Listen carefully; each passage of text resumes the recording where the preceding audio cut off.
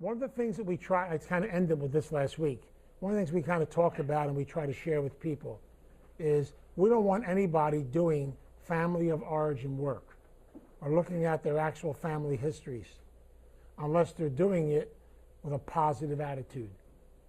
See, the purpose of recovery, the purpose of inner child work, the purpose of all this is basically to be able to look at my history, to look at my life, and be able to learn from it and grow from it.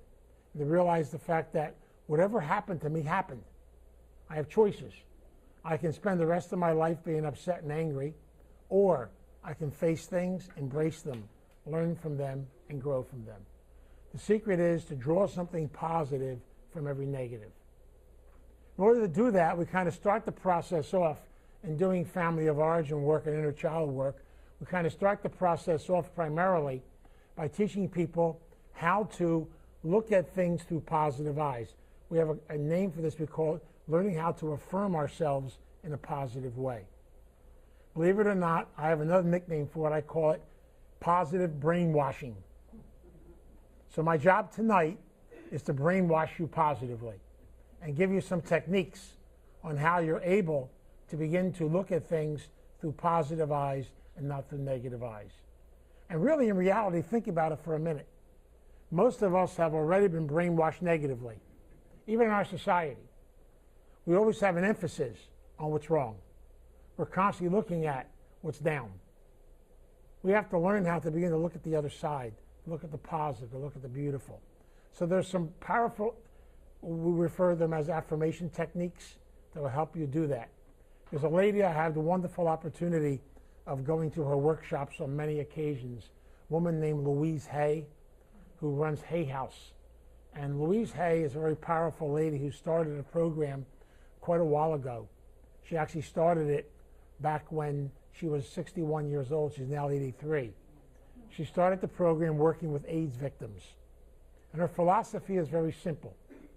She taught them positive ways of looking at their disease to be able to attack it through the aspect of positive affirmations and to affirm themselves in a positive way.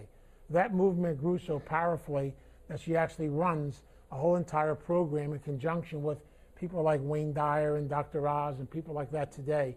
And she has a program called HayHouseRadio.com, in which you can pick up a lot of the stuff I'm talking about today by simply going to HayHouseRadio.com and being able to go to the archives and pick up all kinds of programs and lectures and things you can learn a lot from. It's pretty powerful. But her philosophy is very simple. It's the concept of body, mind, and spirit. She has a nickname for something called disease. She says disease is not being able to live your life in ease. So it's almost like when you are constantly in stress, in anxiety, and in tension, then literally your body shuts down and your body becomes, your immune system closes up, you develop a sense of disease. So they put together a powerful set of little things that we can do every day in the course of our journey. I mentioned one of them to you last week. One is called mirror therapy. Quite a few years ago when I was a priest, I used to give a workshop every year for a group of paraplegics. And one gentleman, very interesting gentleman, did something on a regular basis to kind of talk to me about it. What he would do basically is he actually, because he was in a wheelchair and his body was very twisted, he would stand in front of a, not stand, he would sit in this chair in front of a mirror. And he would constantly say to himself, you're special, you're beautiful, I love you, you're wonderful, you're God's creature, you're God's creation. And he did this over and over and over again every day. He began to realize the fact that no matter what was going on physically in his body, once he was able to develop a positive mindset, then he could handle almost anything. So it's interesting in the process with it. We teach this process called mirror therapy. I mentioned it to you last week. I hope some of you tried it. I told you before you go to bed to stand in front of the mirror and say to yourself, you're special, I'm special, you're beautiful, and I love you. And I told you that I added it on. Go kiss yourself goodnight at the mirror, which is really wonderful. But the concept is, believe it or not, it's powerful. A lady who was teaching first graders kind of picked this up, and she said, I'm going to try this with my students. In her classroom, she put a full-length mirror. She had the kids every day when they came to class, they had to go in front of the mirror, stand there and say, you're special, you're beautiful, and I love you. The first time they did it, they stood in front of the mirror and said, especially what I like, and they ran. She was persistent. She made them do it every day, every day, every day, every day. 3 months later, those kids would fight to get in front of the mirror. And they would stand there and say, you're special, you're beautiful, I love you, you're fantastic, you're this. She almost dragged them away from the mirror.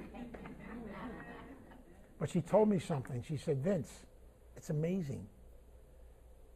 The kids' attitudes in the classroom are so much more positive.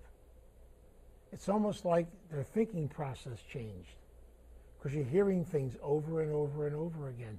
So affirmations work through the process of positive thinking and through the concept of repetition and repetition and repetition. And I'll guarantee you, if you do that mirror therapy and make it a habit, over a period of time, you'll see your vision of it begin to change. Another way of doing this is kind of interesting, and we kind of connected this a little bit last week. We tell people to sit down and to write themselves a love letter, telling yourself how special, how beautiful, and how wonderful you are. Now, when you first do this, it's very different. It's very scary. We're not used to it. Have any of you tried it? It's interesting. But the concept is you'll be surprised after you do it. In fact, if you want to really have some fun, mail it to yourself. You will finally get a love letter in the mail instead of waiting around for somebody else to send it to you. So the concept is very basic. The concept is to literally keep telling yourself all the beautiful, wonderful things about you as a person. And what I've learned is if you take that and you do it once a month on a regular basis, all of a sudden it becomes more comfortable. All of a sudden it begins to make more sense to you. It's a process we take you through. There's a book that Louise Hay puts out. We have it at the front desk. It's a book called Heal Your Body. It's a very simple little book. In the book they have, if you open it up, they have every possible sickness, every possible disease that you could actually experience. Next to it, they have the emotions that go along with it. And at the end, they have the affirmations that go along with it. And it's amazing how this process works. And I'll give you a personal example. When I got married back in 1988, I told you before, I inherited 3 wonderful teenage, stepdaughters when I got married. And of course, I got married in October. Then Christmas time came around, and the girls weren't exactly excited to have me in the house. So basically, at Christmas time, they decided not to give me any presents. Okay, so it was kind of their way of making a statement. So basically, my wife said to me, doesn't that bother you, Vince? And of course, I'm a good codependent. No, I understand. There's that sick part again. I understand where they're at. No problem. The next day, I had 102 temperature, fever. My wife, of course, gets out the Louise Hay book, looks up fever, anger burning up inside. And she said to me, you sure you weren't just a little bit upset yesterday? Well, finally, when I began to talk about it and admit to it, and admit the feelings that we're supposed to have, that basically over a period of time, within 24 hours, the fever went away. It's totally amazing. It's amazing how your body reacts to what's going on inside of you, and especially, as that reading said tonight, you hold everything in. There's a whole concept about women who a lot of times have a hard time expressing their feelings, how that's a connection to breast cancer, and the concept because the breast is the holding area, so it's the concept of it. So it's interesting in the process, a lot of the studies they're doing today on how affirmations actually work and how positive they are. Now, there's also another form of doing affirmation work, which is a lot more powerful and a lot more beautiful. It's called Subliminal Affirmations.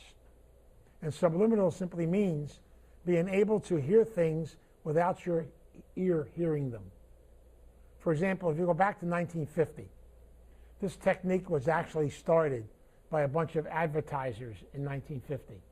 What they would do is they would sell you products without you knowing they were selling you products. Go into a supermarket and they had soft, beautiful music playing over the loudspeakers. They were actually selling you products. Dubbed in underneath, they had things like buy Blopto chewing gum. When you got to the checkout counter, at every counter, there was a thing of Blopto chewing gum. Then you get home and you say, why did I buy this? You're actually brainwashed all the time you were shopping into buying it. They then began to do the same thing on TV by flashing messages. Now that stuff all became illegal.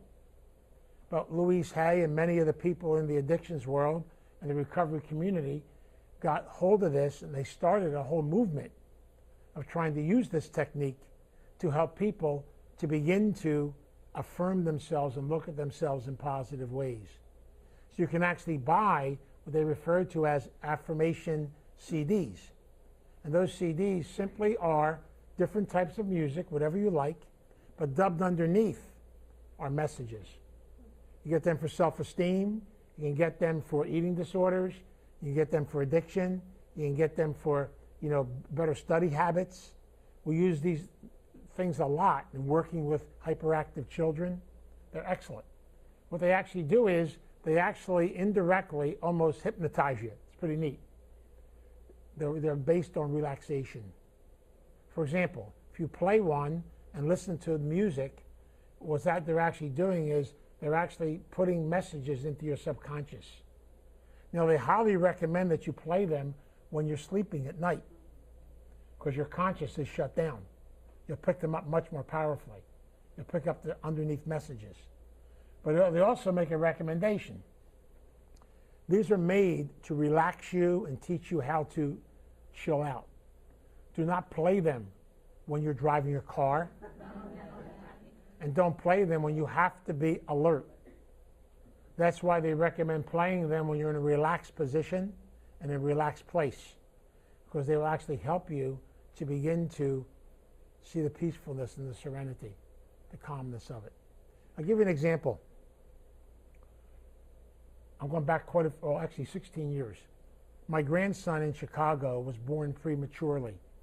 He was 1 pound, 13 ounces when he was born. And we actually went into the incubator in the room, because in Chicago they have a special section of a hospital for preemies. And what they would do is they would take him out of the incubator, and we took turns putting him on our chest so they would connect with us.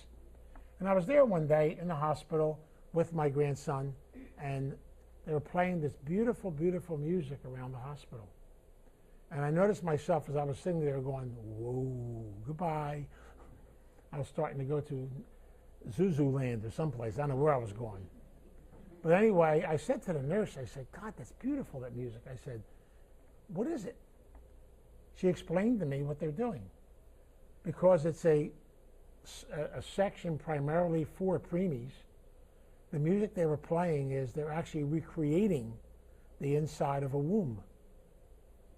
So actually when you're sitting there, the subliminal messages and the things coming through were the same messages the child would get inside the womb. So the child would then be nurtured and developed. And it's interesting how powerful they were, how effective they were.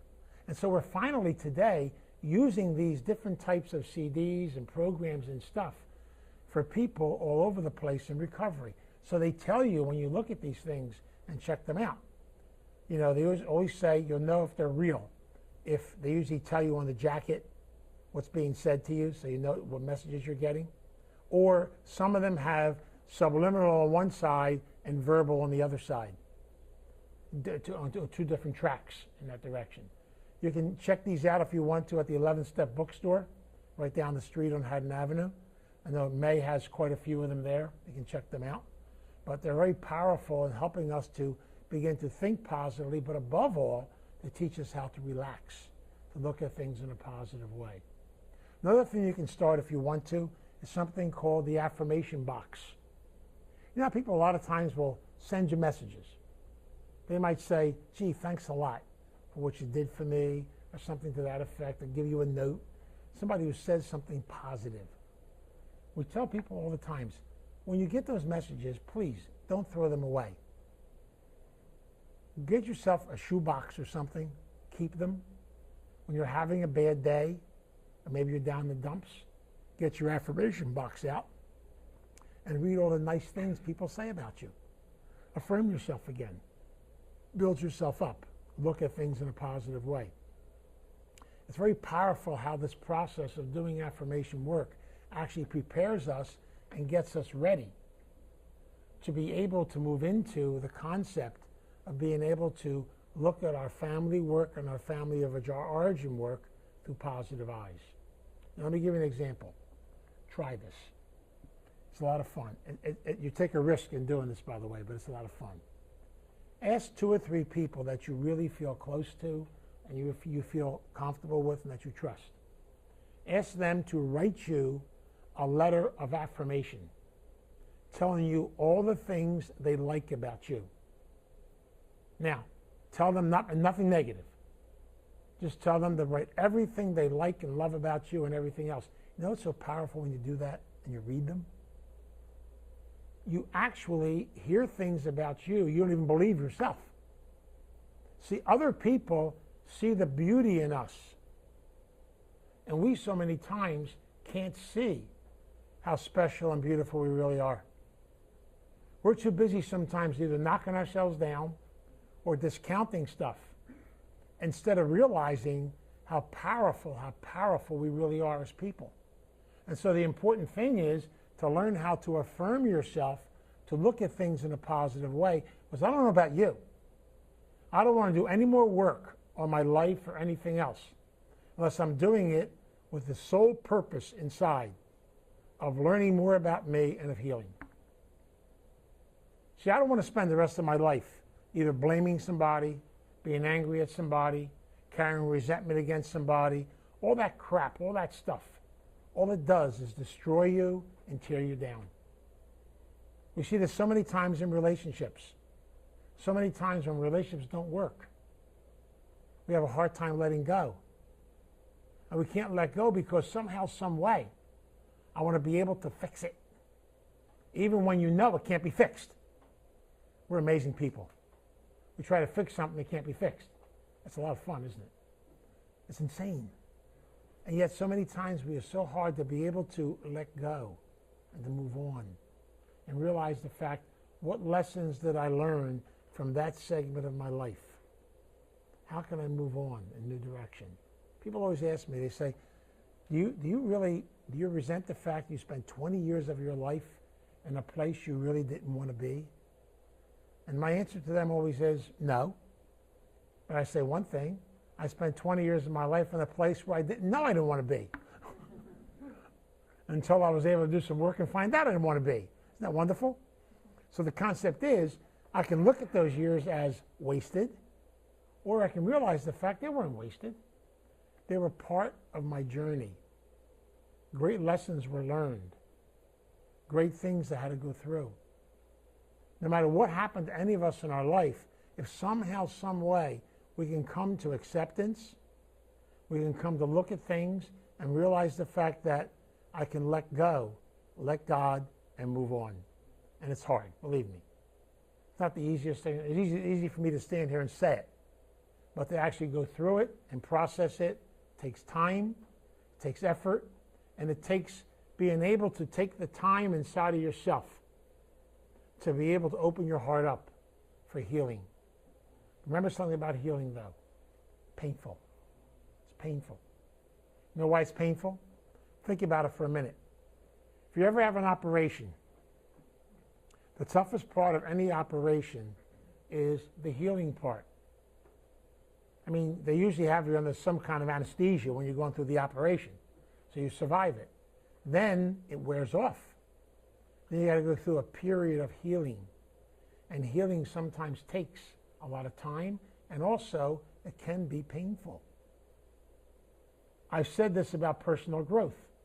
For me to be able to look at things in my life, to look at my history, to look at my background, and be able to face it through the eyes of healing means that somehow, some way, even as painful as it might be, someday, in some way, when I come to peace with it and come to acceptance, I'll be able to embrace it, learn from it, and grow from it.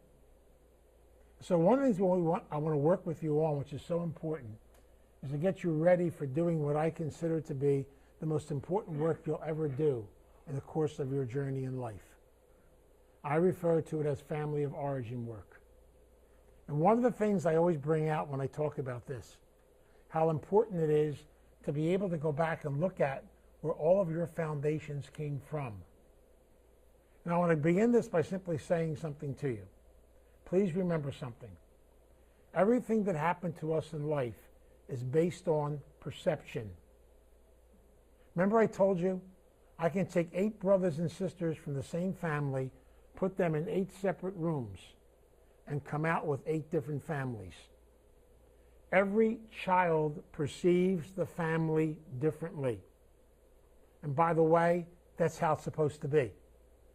So it's not about whether it was real, whether it wasn't real, whether it happened, whether it didn't happen. It comes down to my perception and what's touching me on the inside, and do the healing process within me. That's why I try to share this with people.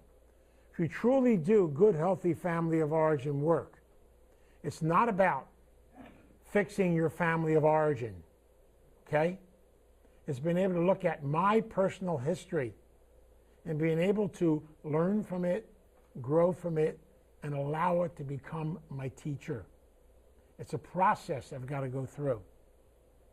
So one of the recommendations I make to people, it's very simple. That's one of the hardest problems for most of us in recovery, because this stuff is so simple and so basic, and we make ourselves crazy with it. You know why? Because we're not simple and basic. Especially, I joke about it with myself and with codependence and everything else. I don't know why I had to spend so many years complicating something that was so simple and so basic. You know why? Because that's how it works. It's all part of the process you've got to go through. You got to go through the struggle, you got to go through the pain to come to the other side. Nobody just comes there. I can intellectually come there. I can sit down, analyze something, go through it. I'll give you an example. I can look at my childhood history. I can look at my mother's childhood history. My mother's mother died when she was 2 years old. And basically, my mother was put into an orphanage because in 1906, when her mother died, men did not raise children. So she was abandoned twice. So obviously, when I was born, guess what? I would never get abandoned. It's called... But see, I understand all that now intellectually. But the child inside of me still has feelings about what happened. I've got to be able to process those feelings. So I can do a study, a genealogy study of my family, and it makes a lot of sense. You know, how my great-grandfather to my grandfather to this one, to the other one here, came down here, why this happened, the background they came from, what went on. And if I can do all that stuff historically and find out so many things. And by the way, it's great to do it. It makes you learn a lot about yourself and about your family and people around you. But realize something. That's all intellectual. And that's part of recovery. The research is always part of recovery. But the hardest part of the recovery process is me being able to identify how I feel, my feelings. Me being able to identify what's going on inside of me, not the history on the outside. It's okay. To give you an example, it's okay for us to feel anger, to feel frustration, to feel jealousy, to feel fear, to feel guilt. They're all legitimate, wonderful, fantastic feelings. They're all part of our growth process. We have to realize the fact that they're all happening so that somehow we can learn something about ourselves. So something you can do, it's very simple, and it actually comes down to the 4th and 5th step of the program. And watch how it works. When you're ready, we tell you to get yourself a notebook. Say a prayer to the higher power. begin to write down everything you can remember from the time you were born up to about age 10, 11, or 12. Now, let me say this again. Say a prayer and write. People say, suppose I don't remember stuff. It means you're not supposed to remember it. Got that? Let me clarify that. I believe in something very strongly. The higher power allows us to remember what we are ready to look at.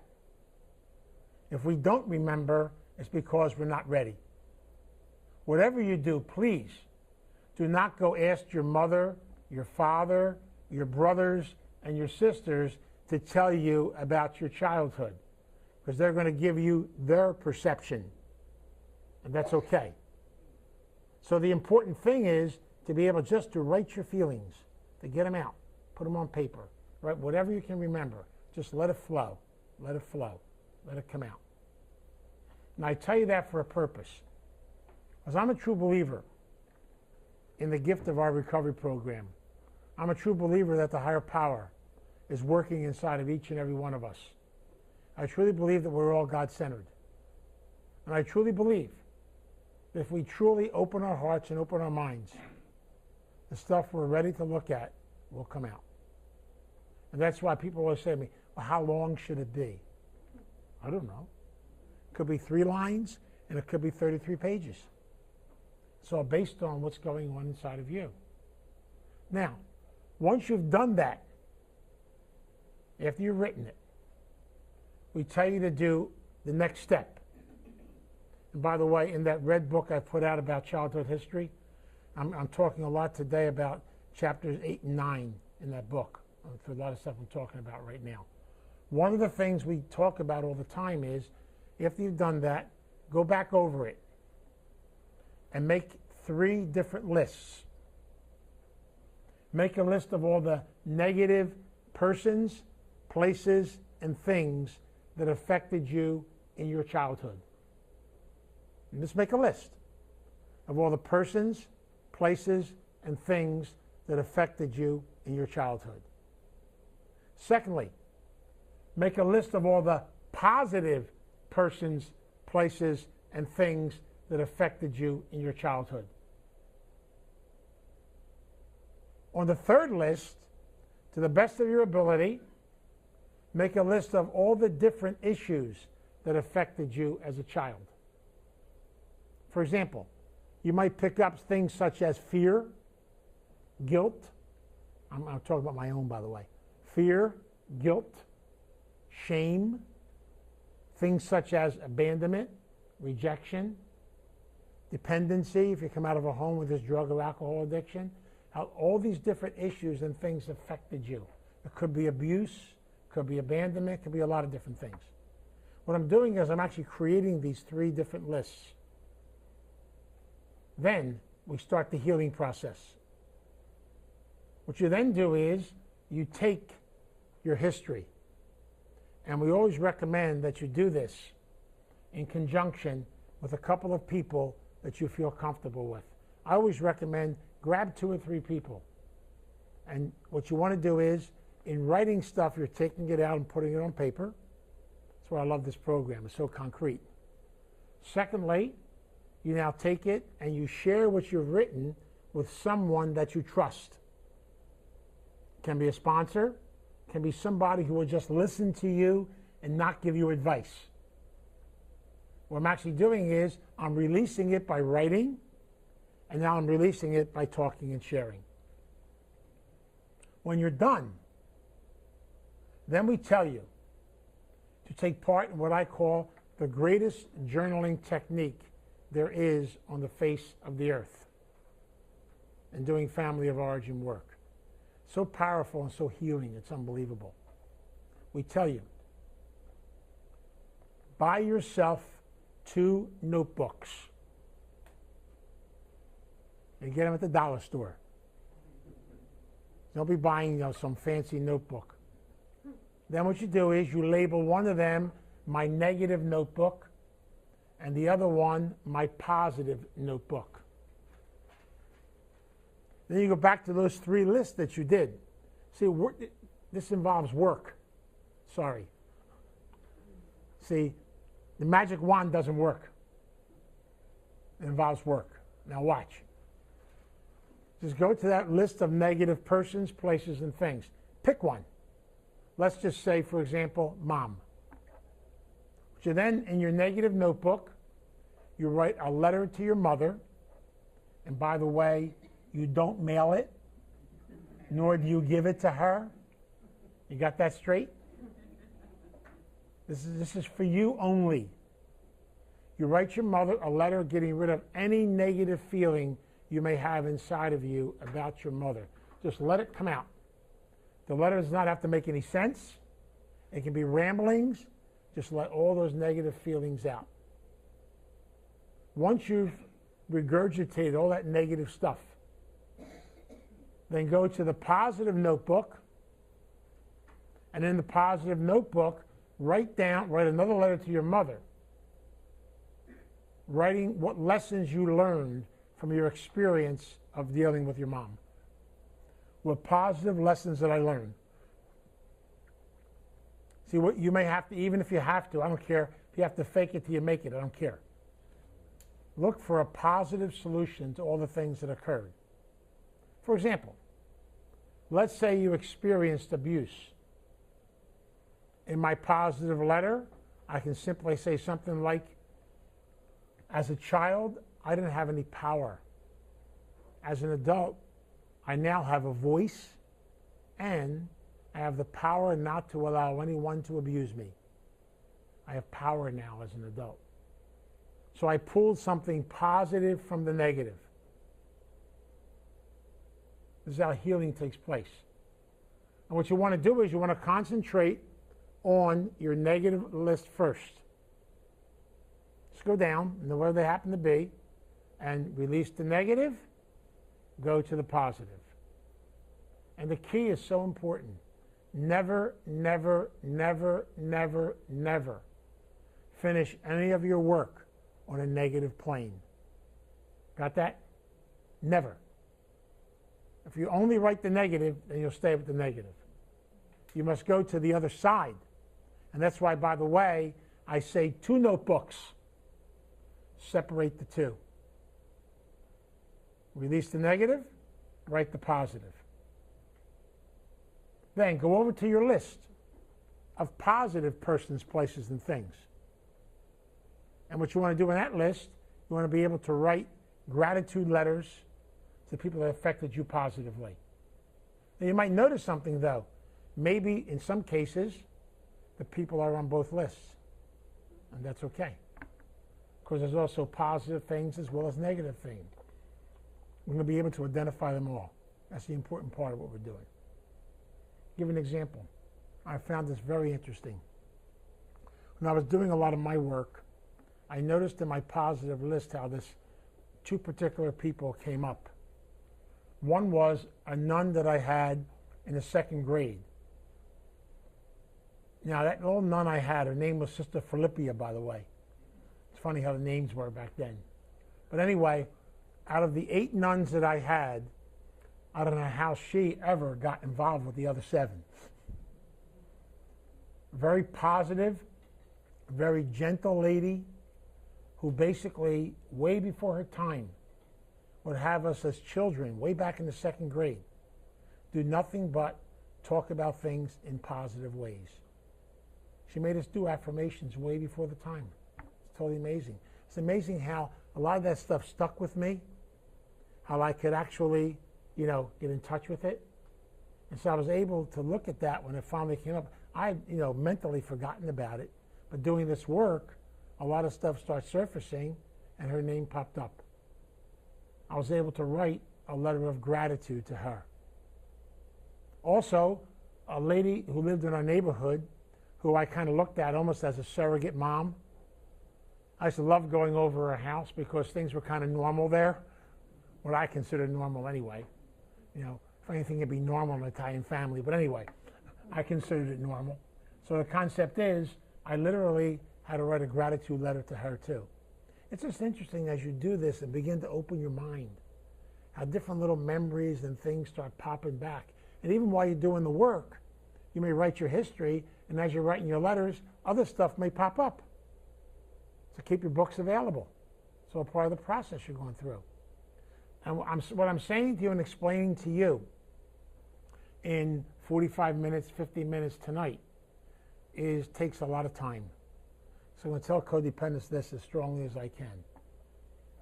Taking your time. Gabish? Do a little bit at a time.